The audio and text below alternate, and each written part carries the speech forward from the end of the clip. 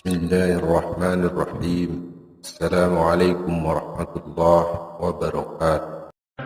الحمد لله رب العالمين، وأشهد أن لا إله إلا الله وحده لا شريك له ولي الصالحين، وأشهد أن سيدنا ونبينا محمدا عبد الله ورسوله الصادق الأمين.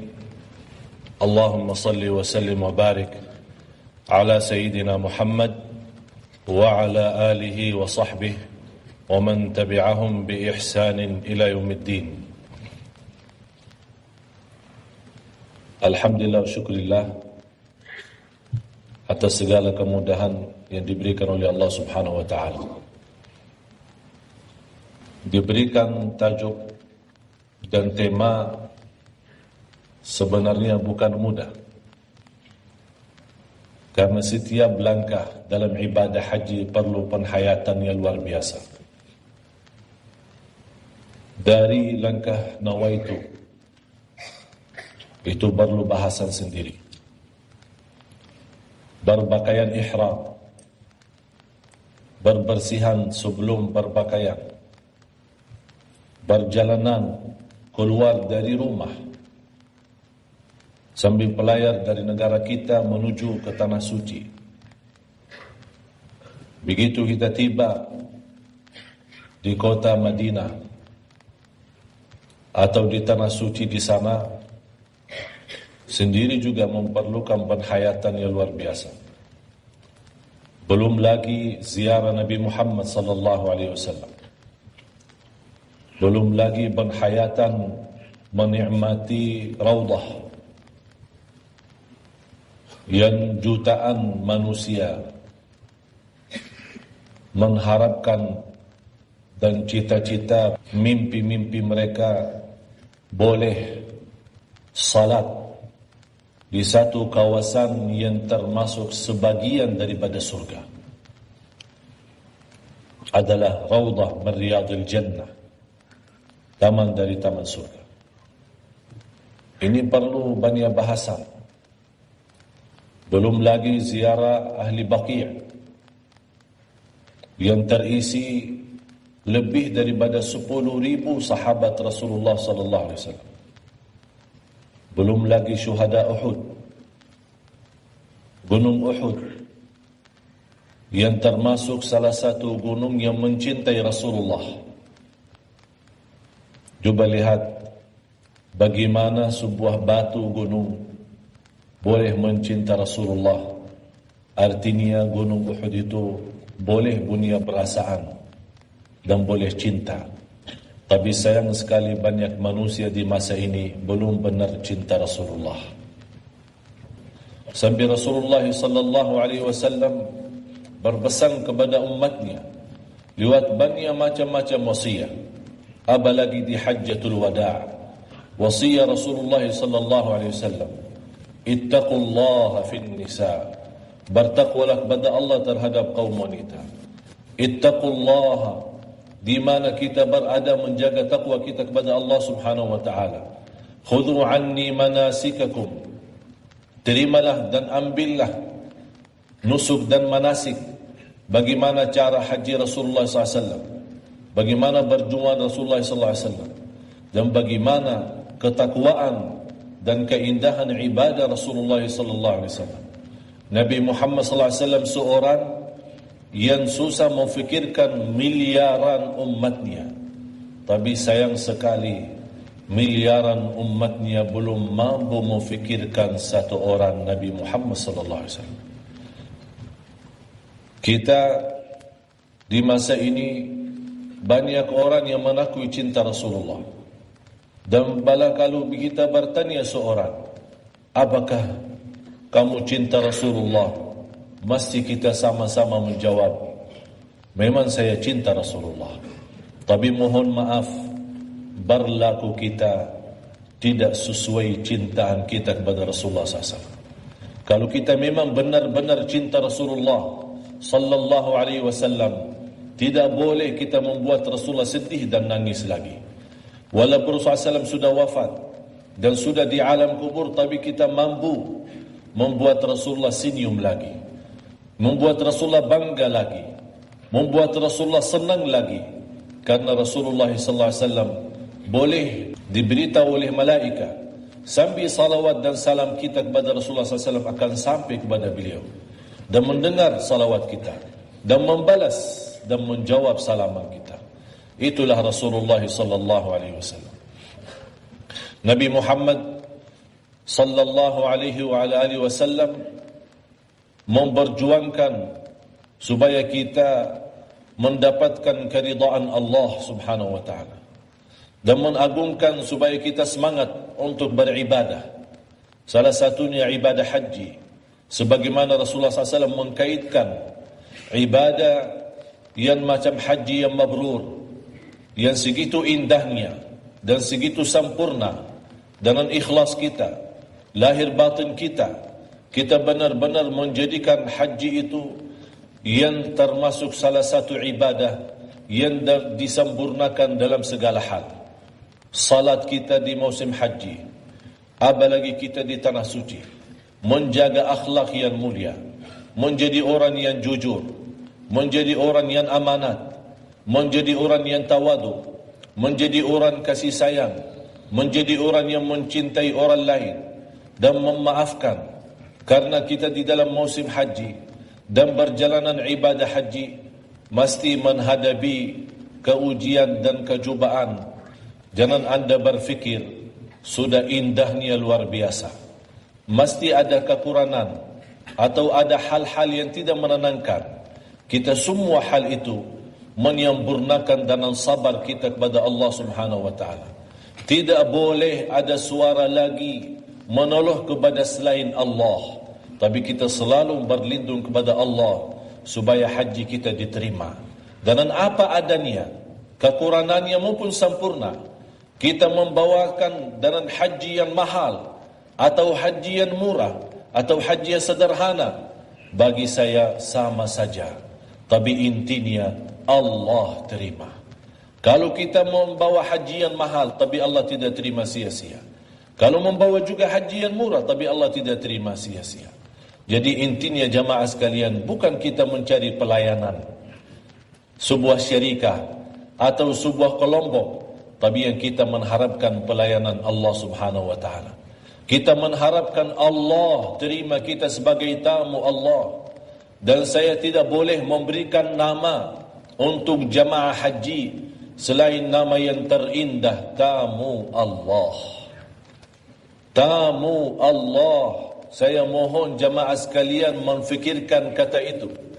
Anda sudah mendapatkan penghargaan gelar yang tinggi, malah yang tertinggi, kalau disebut nama kita sebagai tamu Allah. Kalau kita dijemput kepada seorang yang mulia atau seorang raja, kita disebut oleh masyarakat atau disebut oleh rakyat atau disebut oleh siapapun, kita sebagai tamu raja atau sebagai tamu orang yang agung atau tamu orang yang mulia, bagaimana perasaan kita bangga dan senang. Apalagi kalau kita disebut nama kita sebagai tamu Allah Subhanahu wa taala.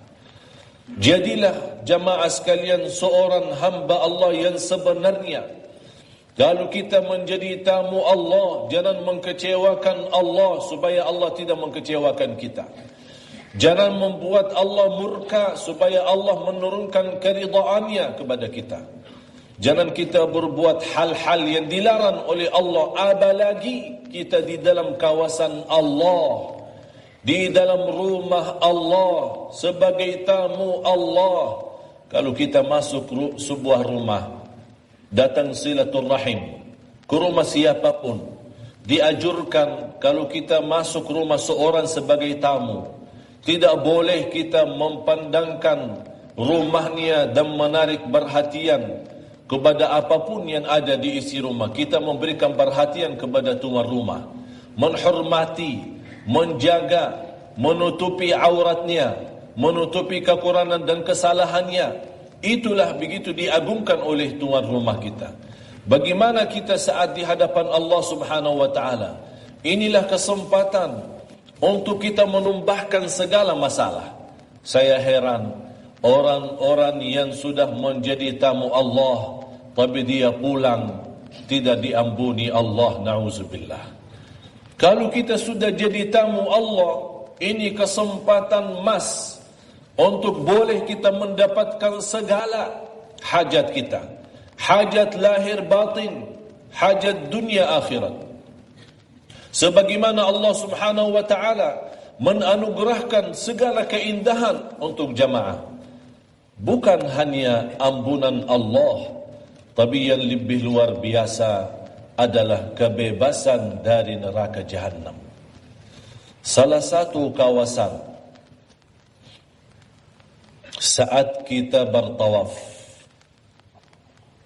yang kita hadirkan dan kita hayati, kita termasuk salah satu makhluk yang kecil, yang lemah dan dhaif, miskin, fakir, lagi bertawaf di sekeliling Ka'bah. Di saat itu anda hayati dan fikirkan di antara makhluk Allah, miliaran makhluk Allah yang bertawaf, semesta alam bertawaf, matahari bulan bertawaf, bintang-bintang bertawaf, para malaika yang suci yang diciptakan oleh Allah dengan cahaya, mereka juga bertawaf. Rasulullah sallallahu alaihi wasallam waktu Isra Mi'raj naik sampai ke langit yang ketujuh, berjumpa Nabi Ibrahim alaihi salam dan bersandar di hadapan Ka'bah di Baitul Ma'mur. Bersisnya Baitul Ma'mur di atas Ka'bah yang ada di bumi. Posisi Al-Baitul Ma'mur di langit yang ketujuh, persis di atas Al-Ka'bah yang ada di bumi. Rasulullah melihat ribuan malaikat bertawaf. Sekali tawaf 70,000 malaikat. Rasulullah bertanya kepada malaikat Jibril, ini mereka siapa? Kata malaikat Jibril, ini malaikatullah yang ditugaskan untuk mengagungkan Allah lewat tawaf. Tidak boleh punya istirahat, tidak boleh busang, dan tidak boleh merasa lelah, karena dia hanya fokus mengagungkan Allah lewat tawaf. 70,000 satu kali tawaf. Malaikat yang lain menunggu gilirannya, antri. Coba bayangkan, saat Rasulullah SAW melihat malaikat, dia bertanya, bila malaikat ini boleh tawaf? Yang lain yang belum sempat. Kata malaikat Jibril, ya Muhammad sallallahu alaihi wasallam, ini mereka yang sekali tawaf 70,000. Begitu mereka selesai tawafnya, disambungkan oleh 70,000 malaikat yang terbaru. 70,000 yang pertama menunggu kesempatan boleh tawaf lagi sampai hari kiamat, tidak dapat kesempatan itu. Itu tanda apa? Tanda ribuan miliaran malaikat. Bukan ribuan lagi, miliaran malaikat bertawaf mengagungkan Allah. Oleh karena itu jamaah sekalian, Allah tidak memerlukan sebenarnya tawaf kita, tapi kita yang memerlukan tawaf karena Allah. Karena Allah memiliki makhluk yang tidak pernah rasa lelah. Kalau kita beribadah merasa diri sudah baik dan sudah salih salihah, malah kita tuntut, ya Allah, mana doa tidak dikabulkan, mana tidak diberikan apa-apa. Tapi malaikat tidak pernah meminta apa-apa. La ya'suna Allah ma amarahum wa yaf'aluna ma yu'marun. Itulah malaikatullah jamaah sekalian. Berarti di antara makhluk Allah yang paling kecil bertawaf adalah manusia. Tapi karena kita merendah hati dan kita datang ikhlas karena Allah, Allah mengagungkan kita dan menerima kita sebagai tamu, orang-orang yang diagungkan oleh Allah. Kalau kita diagungkan sama seorang mulia, kita bangga. Apalagi kalau kita diagungkan oleh Allah, kita akan bahagia dan selamat dunia akhirat. Amin ya rabbal alamin. Ternyata bukan makhluk Allah saja yang bertawaf.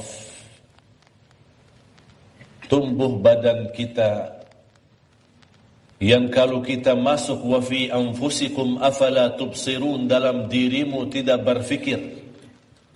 Ternyata kelancaran darah dari tumbuh badan kita, keluarnya dari jantung kita, kemudian berputar di dalam tumbuh badan kita, balik lagi mengisi jantung kita, ini juga menjadikan kemutaran semacam tawaf. Oleh kerana itu hikmahnya kita bertawaf dari sebelah kiri, bukan tawaf dari sebelah kanan. Kenapa kita saat bertawaf tidak berputar menjadi kanan? Karena kita berkatakan tangan yang kanan itu bagus. Kenapa kita tidak tahu tawaf? Kalau kita melihat, ini juga berpaling dengan fitrah kita. Kalau ribuan jamaah yang bertawaf, tiba-tiba ada orang tawaf berbalik, dia mutar di hadapan, kita anggap apa? Oh, ini orang gila ini. Bukan gila lagi, super gila.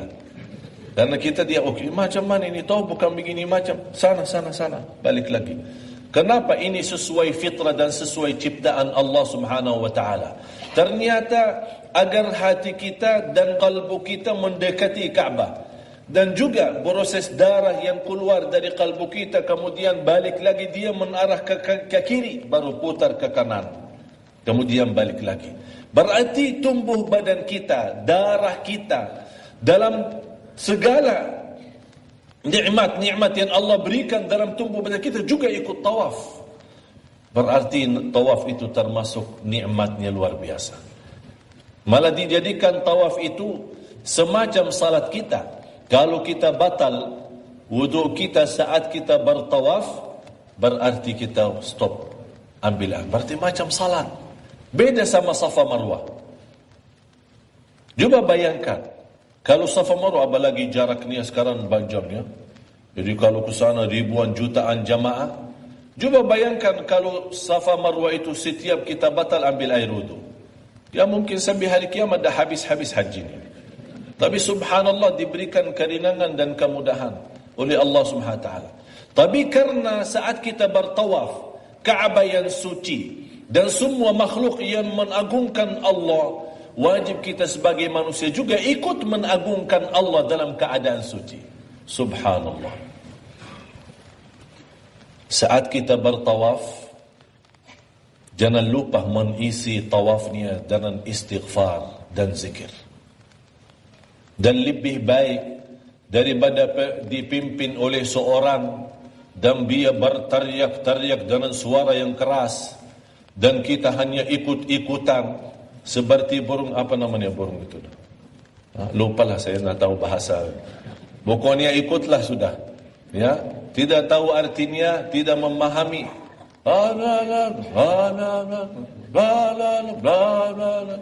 Terus sambil kita punya mata tengok kepada jam yang tertinggi di Makkah, hotel yang paling tinggi, yang ini karena bagaimana kita boleh merasa keindahan tawaf? Kita datang dari negara kita membawa, mohon maaf, membawa segala kesalahan, segala dosa dan segala gotoran lahir dan batin.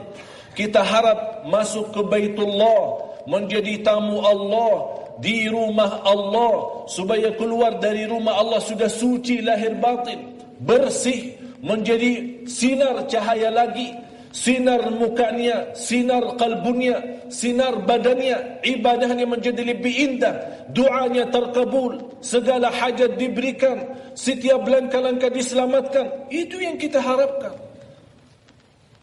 Oleh karena itu, saya nasihati kalau lagi tawaf, lebih baik masing-masing mengisi semampu anda, walaupun bahasa sendiri. Tidak perlu bagi translate sama Allah Subhanahu wa taala. Allah yang menciptakan lidah kita dan Allah yang memahami bahasa kita. Daripada kita mengganggu orang lain, macam-macam bahasa lagi. Malah saya pernah mendengar orang-orang mengikuti doa-doa dalam mutawaf atau orang pemimpin doanya, malah dia ikut salah, tidak mengerti. wa finnar, masuk neraka. Masa masuk? Ikut masuk neraka. Kalau orang baca dia tidak pandai bahasa dan tidak pandai bahasa Arab, dan orang yang buat buku dia pintar. Ada satu buku selalu tersebar di tanah suci, ditulis doa haji umrah menurut 4 mazhab. Ada satu buku kecil, kalau boleh nampak, satu buku kecil dia tertulis doa haji umrah, doa tawaf, doa safa marwah menurut 4 mazhab. Saya begitu periksa doa, tidak ada satu pun di dalam mazhab. Cuma dia berkata, ini kalau saya berkata doa haji umrah, nanti orang bala minum. Orang Syafi'i tidak mau, Hanafi tidak mau. Ini mungkin beda sama mazhab saya. Jadi orang penulis buku itu dia pintar, dia bagi 4 mazhab biar laku semua. Alhamdulillah buku itu paling cepat laku habis. Karena orang, ini 4 mazhab, jadi Syafi'i ya, boleh. Padahal tidak ada satu pun dalam mazhab-mazhab doa-doa macam yang di bawah dalam buku itu. Jadi jemaah sekalian, apa yang kita perlu baca? Allah Maha tahu, dan kita boleh pandai memohon kepada Allah sesuai yang tersimpan dalam hati kita, hajat kita. Buku tidak boleh memahami hajat kita apa, apalagi buku bahasa Arab. Kan kita punya hajat masing-masing. Ada yang punya hajat untuk kesihatan, ada yang punya masalah dalam rumah tangga, ada yang punya masalah dalam urusan keturunan, ada yang punya masalah anak dia pelayar ke negeri barat.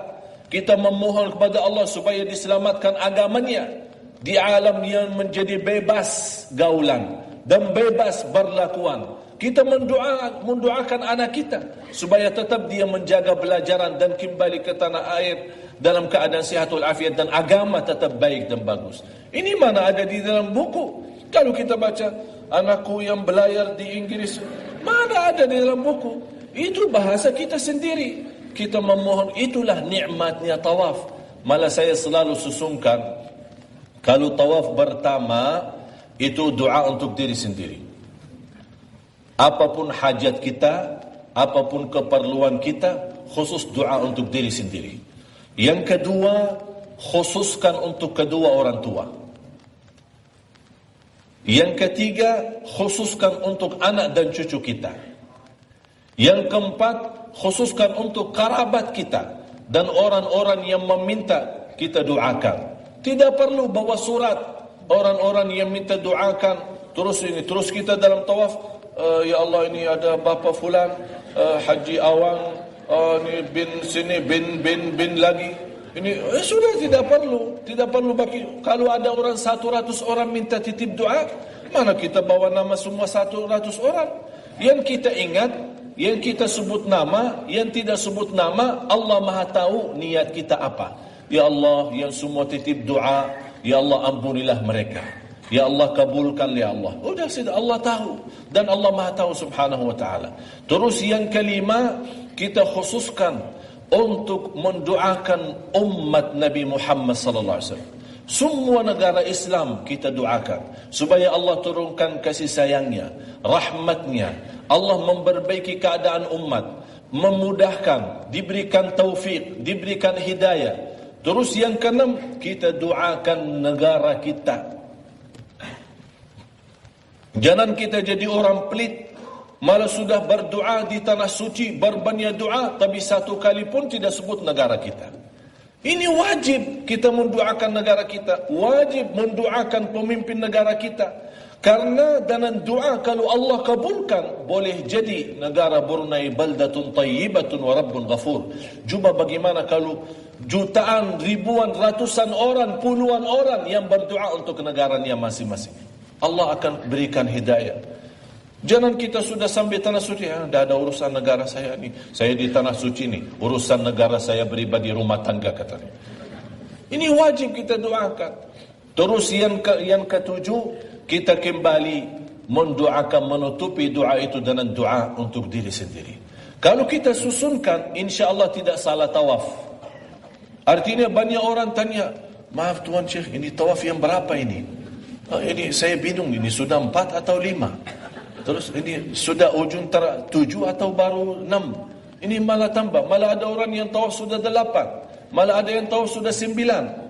Sambil ada orang apalagi Safa Marwah. Saya pernah jumpa seorang tinggi besar, junggut gini dia punya jenggot. Terus dia datang, "Tuan Syekh, saya capek." Dia pakai bahasa Arab sama saya. Saya langsung translate ya, tidak perlu bahasa Arab. "Tuan Syekh, ini tolong, macam mana saya sudah capek." "Kenapa capek?" "Saya sudah putar sana, putar, dah habis-habis." "Emang kamu macam mana hitung? Ke sana balik lagi 1, sana balik lagi 2. Saya bilang salah. Ini 1 ke sana 1, balik lagi Marwah 2. Jadi Safa ke Marwah 1, Marwah ke Safa jadi 2. Astaghfirullahalazim. Saya sudah 13 Tuan Syekh. Masya Allah. Kalau macam itu 1 mutar, kemudian mutar lagi, berarti sudah 13. Saya bilang sudah berhenti, kamu pulang saja. Cukuplah, habis. Ini macam berapa bonus ini? Tapi mudah-mudahan dengan nawa itu, karena dia tidak mengerti. Inilah Alhamdulillah, Jabatan Agama Alhamdulillah memberikan kemudahan, kirimkan 3 orang yang memimpin kita. Artinya jangan salah laku haji. Kalau belum faham tanya, jangan habis sudah salah baru cari jalan keluar. Tuhan, ini saya salah tawaf. Jangan salah dulu, tanya dulu, baru kita laksanakan supaya ibadah haji kita jadi sempurna. Jangan kita malah ada seorang pernah kemarin tanya sama saya pernah berlaku ini. Terus sekarang sudah bulan Maulid, kamu haji bila haji? Tahun 2001. Masya Allah, 2001. Baru anda bertanya 2012. Macam mana ini orang? Itu tidak boleh. Karena kalau ada hal-hal yang wajib kita bayar, macam fidyah, macam itu, mana kita tunggu lama seperti macam itu? Kalau kita meninggal dunia sebelum kita jumpa orang bertanya. Oleh kerana itu manfaatkan orang yang diberikan kepercayaan sebagai memimpin kita dalam agama, kita selalu bertanya sama mereka. Jangan kita orang merasa diri, saya faham.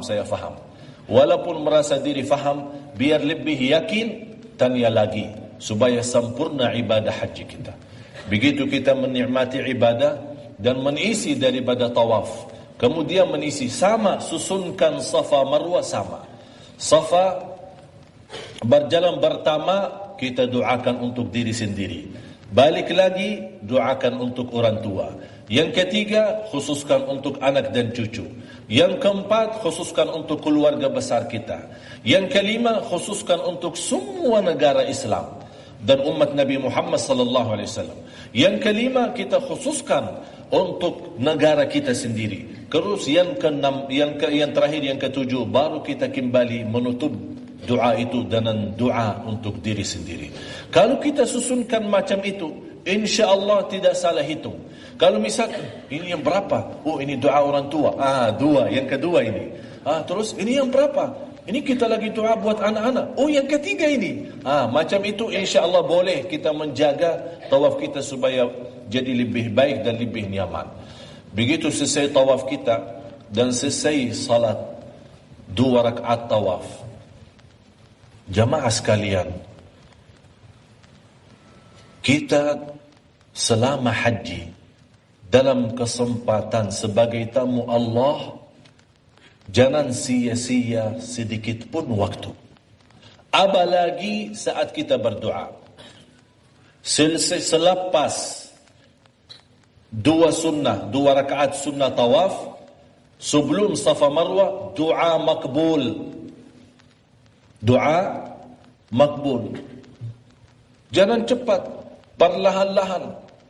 Alhamdulillah waktunya panjang, kita isi doa. Artinya jangan jadi orang rugi. Ini kesempatan. Kita ada waktu-waktu, jam-jam dan saat doa yang terkabul, langsung ambil dan manfaatkan sampai habis. Supaya kita betul-betul segala hajat kita yang Allah Maha tahu, kita tumbahkan di hadapan Allah Subhanahu wa taala. Saya harap jemaah sekalian, tidak ada di antara jemaah yang pulang ke tanah air, pulang ke negaranya, pulang ke rumahnya, insya-Allah hajat dunia akhirat, hajat lahir batin sudah selesai. Tapi kita manfaatkan. Begitu juga habis Safa Marwah. Dan begitu juga apalagi waktu kita di Arafah. Ini Arafah ini sudah sendiri. Arafah, saking indahnya Arafah. Dari bahasa kata Arafah, artinya boleh di kawasan Arafah kita mengenal Allah Subhanahu wa ta'ala. Ta'aruf. Kalau kita ta'aruf antara kita, saling mengenal. Siapa nama, dari mana, itu ta'aruf. Tapi kalau kita di Arafah, kita berta'aruf sama Allah Subhanahu wa ta'ala. Disitulah kita lebih i'tiraf terhadap keagungan Allah, kebesaran Allah, kemuliaan Allah. Allah maha segala-galanya. Allah yang menyembuhkan, Allah menyelesaikan hajat, Allah maha memberi rizki, Allah maha menyelamatkan, Allah maha membahagiakan, Allah maha mendengar, Allah maha melihat. Kita mengagungkan sepenuhnya di hari Arafah. Malah Rasulullah sallallahu alaihi wasallam begitu masuk dalam kawasan Arafah, dia sibuk berdoa dan istighfar. Sampai sebagian sahabat melihat Rasulullah sepanjang hari Arafah tidak pernah makan dan minum. Malah mereka bernyangka, jangan-jangan Rasulullah puasa. Padahal kan tidak ada puasa bagi jamaah haji puasa Arafah. Tapi di luar jamaah haji boleh dia, malah sunnah puasa Arafah. Tapi begitu Rasulullah mendekati maghrib, Rasulullah sendiri ambil air dan kemudian minum. Supaya Rasulullah tunjukkan kepada sahabat, saya bukan berpuasa, tapi saya memanfaatkan hari Arafah untuk bermunajat, memohon kepada Allah. Itulah Rasulullah yang sudah diampuni Allah. Inna fatahna laka fathan mubina liyaghfira laka Allahu ma taqaddama min dhanbika wa ma ta'akhkhar. Sudah diampuni segalanya, sudah dicintai Allah, malah menjadikan orang-orang yang terbahagia di akhirat, dan dia memberikan syafaat kepada seluruh umat dan seluruh manusia yang namanya asy-syafa'atul 'uzma, syafaat yang agung. Tapi begitu datang hari Arafah, dia benar-benar berdoa dan tidak sibuk berkata-kata atau sibuk urusan-urusan lain. Jangan kita orang, ini mana Darussalam tidak sediakan nasi mandi. Katanya di Arafah bagi nasi mandi. Mana kita urus nasi mandi? Apa adanya kita makan. Tidak ada makan, kita minum. Tidak ada minum, doa saja. Sudah tidak sibuk mencari makan dan minum. Kita punya telepon bimbing itu off, mati. Kalau boleh, kuburkan sekalian. Biar tidak ganggu kita di hari Arafah. Jangan ganggu saya. Sudah, tutup, mati. Sibuk terus. Jangan kita masih di hari Arafah, masih bagi SMS, masih bagi WhatsApp, masih bagi Facebook, masih tanya saham-saham sana sini. Ini rumah saya sudah laku belum? Yang belum laku, haji mabrur. Jangan berfikir rumah, jangan fikir urusan anak. Semua, walaupun anak kita lagi pelayar, lagi jauh dari kita, di hari Arafah, jangan kita fikirkan anak, tapi kita fikirkan Allah yang maha urus anak kita. Kita fikirkan Allah yang maha melayani anak kita. Itulah yang kita isi, supaya kita benar-benar keluar dari Arafah dan kembali lagi Muzdalifah dan kembali lagi tawaf ifadah. Kita sudah masuk kembali lagi ke rumah Allah lagi, dalam keadaan semua hajat kita bertumbah dan semua hajat kita sudah memohon kepada Allah Subhanahu. Itulah keindahan Arafah. Kenapa habis Arafah ada tawaf ifadah? Kawasan Arafah sama Ka'bah. Ka'bah itu dalam kawasan tanah suci yang disebut tanah haram. Ada batas. Sekeliling tanah suci ada batas. Di luar batas ada Arafah. Berarti Arafah termasuk bukan di kawasan suci atau di kawasan haram. Oleh karena itu, di situ sebelum masuk dalam kawasan haram, dalam kawasan suci, sebelum masuk ke dalam rumah Allah, ke Baitullah, di sini dulu bersih. Di luar segala kotoran. Lewat apa? Doa dan istighfar, taubatan nasuha. Tumbahkan segala, tidak ada titik hitam dalam jiwa kita dan hati kita. Punya masalah, minta kepada Allah. Innama ashku bathi wa huzni ila Allah. Begitu kita sudah selesaikan masalah kita, Allah jemput lagi. Tamu, sini. Marilah masuk rumahku. Aku kabulkan doamu, aku selesaikan hajatmu, dan aku bebaskanmu dari neraka Jahannam. Itulah karena Allah di hari Arafah membebaskan jutaan hamba-hamba dari neraka Jahannam. Mudah-mudahan nama kita terpilih bebas dari neraka Jahannam. Sampai Allah bangga terhadap malaikat. Ya malaikati, wahai malaikatku, ini Allah yang maha agung memanggil malaikat. Ya malaikati, saksikanlah aku sudah mengampuni semua hambaku di hari Arafah, dan aku membebaskan mereka dari neraka Jahannam. Subhanallah. Cuba bayangkan ya Allah, cuba bayangkan jamaah sekalian, kalau kita termasuk orang yang dibebaskan dari neraka Jahannam, yang kita terus berdoa, wa qina adzaban nar, wa qina adzaban nar, ya Allah bebaskanlah kami dari neraka Jahannam. Siapa di antara kita yang punya badan boleh bertahan dalam siksa neraka Jahannam, yang sudah Allah menjadikan neraka Jahannam tempat kesiksaan yang amat berat? Na'udzubillah. Mudah-mudahan diselamatkan wajah tuan-puan semua yang hadir dari neraka Jahannam. Inilah kawasan Arafah yang kita benar-benar mengisi doa dan bermunajat. Tidak boleh berkata-kata dan tidak boleh sibuk urus-urus yang lain, hanya mengharapkan ridha Allah supaya keluar dari Arafah dan masuk lagi dalam rumah Allah, dan masuk lagi kepada kawanan Allah, dan masuk lagi sebagai tamu Allah, dan kita sudah diterima oleh Allah Subhanahu wa taala dengan kebanggaan dan kesenangan yang luar biasa. Jamaah sekalian, wallahi nikmat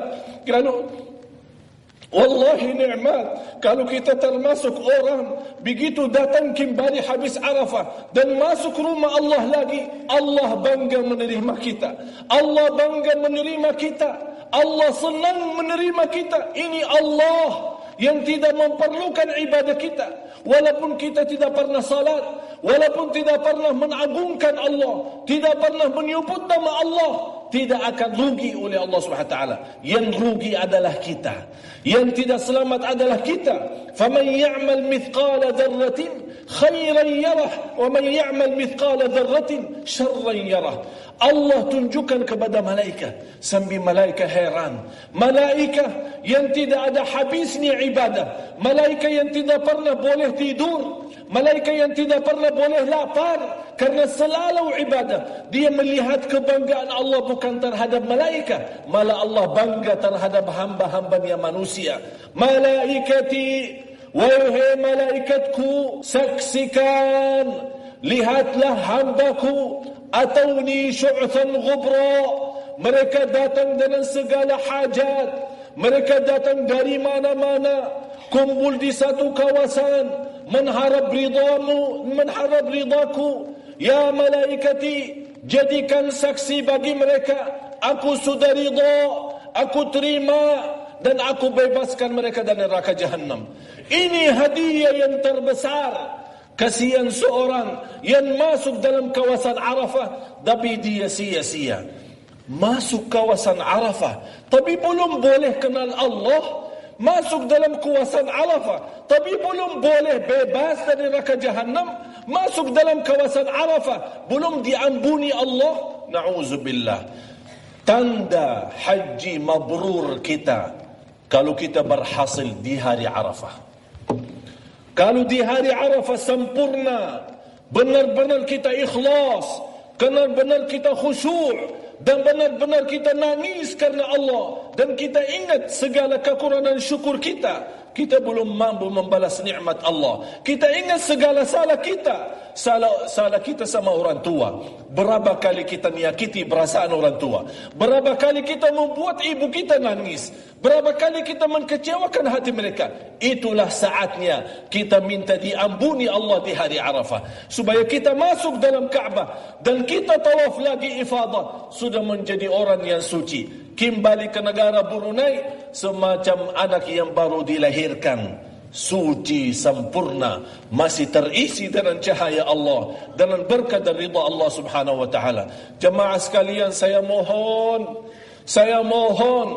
yang haji pertama tahun ini maupun haji yang kedua, atau haji berkali-kali, dah usah hitungkan yang sudah lalu. Ini haji tahun 1433, jadikan dana nawaitu yang jujur, jadikan ibadah haji yang terindah. Kalau Allah belum izinkan lagi, belum ada masa lagi, belum ada umur lagi untuk haji lagi, berarti haji ini yang terindah. Kalau kita meninggal dunia selepas haji, insya-Allah husnul khatimah. Jangan berfikir masih ada masa lagi. Supaya haji ini dah apa? Saya boleh kenal-kenal saja Makkah dan Madinah. Tapi insya-Allah tahun depan saya haji lagi. Siapa yang menjaminkan kita boleh pulang? Dan siapa yang menjaminkan kita boleh haji lagi? Inilah kesempatan jamaah sekalian. Yang saya mohon dengan segala hormat, saya mohon dengan segala kerindahan hati, saya mohon dengan rasa cinta saya kepada jamaah sekalian, jangan sia-sia hari Arafah, jangan sia-sia hari Arafah. Maupun untuk jamaah yang belum haji, disunnahkan puasa sunnah Arafah, termasuk nilai pahalanya, diampuni Allah Subhanahu wa taala dosa kita 2 tahun. Bukan hanya gitu saja, malah termasuk walaupun kita tidak mendapatkan kemuliaan dalam kawasan Arafah, tapi karena kita ikut menhayati, ikut menikmati hari Arafah, walaupun di negara kita, walaupun kita jauh dari tanah suci, melewati puasa sunnah, mudah-mudahan kita mendapatkan juga pahala yang sama, bebas dari neraka Jahannam. Itulah jamaah yang bukan haji pun dia boleh menikmati haji, tapi di negerinya sendiri. Dia ikut menikmati hari Arafah. Malah Rasulullah sallallahu alaihi wasallam bersabda, "Ma min amalin ahabbu ila Allah min al-amali as-salih fil 'ashr al-awail." Tidak ada amal salih yang disayangi dan dicintai Allah sebagaimana amal salih yang ada di dalam 10 hari pertama bulan Dzulhijjah. Oleh kerana itu disunnahkan bagi orang yang tidak haji, disunnahkan puasa, disunnahkan ibadah, disunnahkan baca Quran, bersedekah. Dia walaupun tidak berangkat haji, tapi baginya tanggal 1 Dzulhijjah sampai 9 Dzulhijjah, dia tidak masuk hari lebaran 10 Dzulhijjah, sudah benar-benar kita menjadi orang yang diterima amal ibadah. Allah paling cinta amal salih di setiap musim, tapi lebih cinta amal salih di 10 pertama bulan Dzulhijjah. Oleh karena itu, ini kesempatan bukan hanya untuk jamaah haji, malah kesempatan bagi orang yang bukan jamaah haji. Subhanallah, segitu murahnya Allah, segitu karunia Allah, segitu kasih sayangnya Allah. Masa kita orang-orang yang tidak boleh mendapatkan kasih sayangnya Allah Subhanahu wa taala. Rasulullah sudah menjelaskan, lallahu ashaddu farahan, lallahu arhamu bil abdi minal ummi bi waladiha. Allah lebih kasih sayang kepada hamba daripada ibu kepada anaknya. Kalau kita lihat ibu kita bagaimana ikhlasnya terhadap anaknya, bagaimana luar biasa sayangnya kepada anaknya, jauh lebih baik dan jauh lebih agung kasih sayangnya Allah kepada kita. Oleh karena itu, kita datang ke kawasan Arafah dan kita datang ke tanah suci dengan rasa rindah hati. Kita tunjukkan kemiskinan kita kepada Allah. Jangan sampai sia-sia jamaah sekalian. Jangan sampai sia-sia jamaah sekalian, supaya kita benar-benar termasuk orang yang mendapatkan surga Allah bersama Nabi Muhammad sallallahu alaihi wasallam. Saya tidak mengharapkan tuan dan puan masuk surga begitu saja, tapi yang saya selalu mendoakan, mudah-mudahan masuk surga bersama Rasulullah. Jadi tidak boleh belakangan. Bersama Rasulullah, terpilih masuk surga bersama Rasulullah SAW. Itulah kesempatan yang 10 pertama bulan Dzulhijjah. Apalagi bagi jamaah haji. Di luar Mina, Muzdalifah, memang penghayatan haji itu luar biasa. Penghayatan luar haji luar biasa. Dan boleh kita mendapatkan perubahan dalam jiwa kita, kalbu kita dan kehidupan kita dunia akhirat. Pertama, nawaitu. Mau apa untuk haji tahun ini? Mau jadi habis haji insani yang benar-benar diridai Allah. Jamaah sekalian, kalau saya sebutkan ridha Allah, ini sebuah karunia yang lebih tinggi balasannya daripada surga sendiri. Ridha Allah itu lebih tinggi balasannya daripada surga sendiri. Sampai ahli surga saat masuk surga, Allah nawarkan, hei ahli surga, mau apa lagi? Mereka menjawab, ya Allah, ada apa lagi selepas surga? Mereka memfikirkan surga itu sudah balasan yang teragung, tidak ada lagi. Kata Allah, aku ridha terhadapmu dan terhadap kamu dan tidak akan murka selama-lamanya. Itulah balasan Allah dia untuk ahli surga, lebih tinggi daripada surga sendiri. Ridha Allah.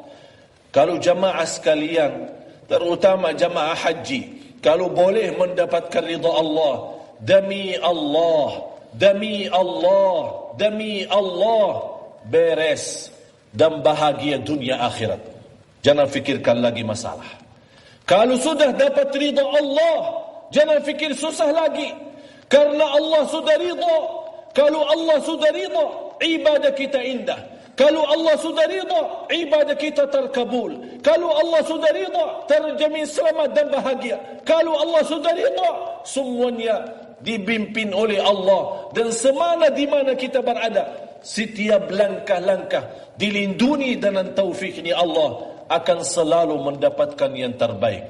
Ridha Allah termasuk sebuah balasan yang lebih jauh tinggi daripada surga sendiri. Mudah-mudahan kita termasuk orang yang diridai Allah subhanahu wa ta'ala. Ya ayyatuhan nafsul mutmainnah, irji'i ila rabbiki radiyatan mardiyah. Kita ridha dan Allah pun ridha. Kita wujudkan selama di tanah suci, raditu billahi rabba wa bil islami dina wa bi Muhammadin sallallahu alaihi wasallam nabiyyan wa rasula. Aku ridha terhadap Allah sebagai Tuhanku. Aku ridha terhadap agama Islam sebagai agamaku. Aku ridha terhadap Nabi Muhammad sallallahu alaihi wasallam sebagai nabi dan rasul. Kata Rasulullah sallallahu alaihi wasallam, barang siapa yang mengucapkan doa ini 3 kali dalam satu hari dan satu malam, kana haqqan 'ala Allah an yurdiyah. Wajib atas Allah memberikan ridha-ridhanya kepada hamba. Wajib bagi Allah memberikan ridhanya kepada hamba. Itu hanya melewati doa ini yang indah, singkat. Raditu billahi, mari sama-sama. Raditu billahi rabba. Kok suaranya begini? Kurang semangat ya. Jangan khawatir, jamuan insyaAllah ada. Jadi insyaAllah soal perut jangan takut. Sekarang kita dulu isi kalbu, baru nanti perutnya insyaAllah belakangan. Sama-sama. Raditu billahi rabba wa bil islami dina wa bi Muhammadin sallallahu alaihi wasallam nabiyya wa rasula. Raditu billahi rabba wa bil islami dina wa bi Muhammadin nabiyyan wa rasula. Raditu billahi rabba wa bil islami dina wa bi Muhammadin nabiyyan wa rasula. 3 kali dalam satu hari akan wajib bagi Allah memberikan ridhanya kepada hamba. Kana haqqan 'ala Allah an yurdiyahu. Aku ridha terhadap Allah sebagai Tuhanku. Aku ridha terhadap Islam sebagai agamaku. Dan aku ridha terhadap Nabi Muhammad sallallahu alaihi wasallam sebagai nabi dan rasul. Mudah-mudahan kita semua mendapatkan ridha Allah Subhanahu wa taala, supaya kita boleh terus bahagia, selamat, dan segala amal ibadah kita diterima oleh Allah Subhanahu wa taala. Jamaah sekalian, di ujung-ujung haji, saya sudah berkata, memang tajuk yang diajukan dan diberikan kepada saya membuat saya susah tidur. Sambil saya berkata, yang mana yang saya mau sampaikan untuk penghayatan? Karena dari awal haji sampai kita dari mula berangkat dan balik lagi, ini semuanya penghayatan. Jadi kalau kita berhenti setiap langkah dan setiap gerakan di dalam haji kita, boleh berhari-hari belum tentu habis. Memang haji itu termasuk ibadah yang terindah, yang luar biasa. Memang kenapa terindah? Karena di dalamnya terisi bermacam-macam amalan. Salat, tawaf, safa marwah, doa, zikir, istighfar, sedekah, bermunajat, taubatan nasuha. Itulah juga manfaatnya. Kalau kita di tanah suci, kita bagi rezeki kita yang Allah berikan. Kita lihat orang miskin, nawaitu. Kita tidak perlu bertanya, kamu miskin benar atau bohong? Dah usah tanya sudah. Bismillah, karena kita hanya mencari ridha Allah di tanah suci. Kalau orang bohong, dia dosa. Tapi kita harap supaya amal ibadah kita di tanah suci memang beza sekali sama di mana-mana. Salat pun jangan malas-malasan.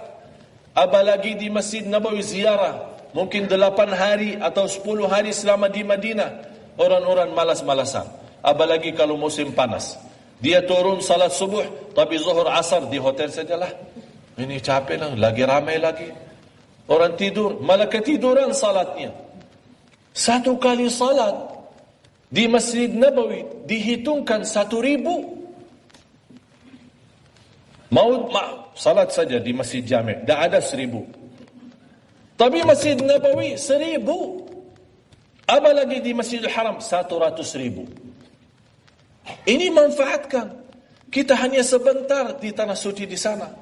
Kita mana boleh dapat 100,000 dalam satu masjid. Di mana-mana di dunia ini tidak ada. Hanya di Madinah sama di Makkah. 100,000 di Makkah dan 1,000 di Madinah. Ini kenikmatan yang luar biasa. Oleh kerana itu jamaah sekalian, jangan sia-sia. Manfaatkan. Kalau boleh diam di masjid, jangan keluar. Kalau diizinkan kita diam saja di masjid. Memang ini kesempatan, kita tidak tahu bila lagi ada kesempatan macam itu. Jamaah sekalian, saya tinggal di Indonesia, ada orang meninggal dunia, dia menunggu giliran bila dia dapat berangkat. Terima kasih atas perhatiannya. Semoga apa yang saya sampaikan bermanfaat. Wabillahi taufiq wal hidayah. Wassalamualaikum warahmatullahi wabarakatuh. Waalaikumsalam warahmatullahi wabarakatuh.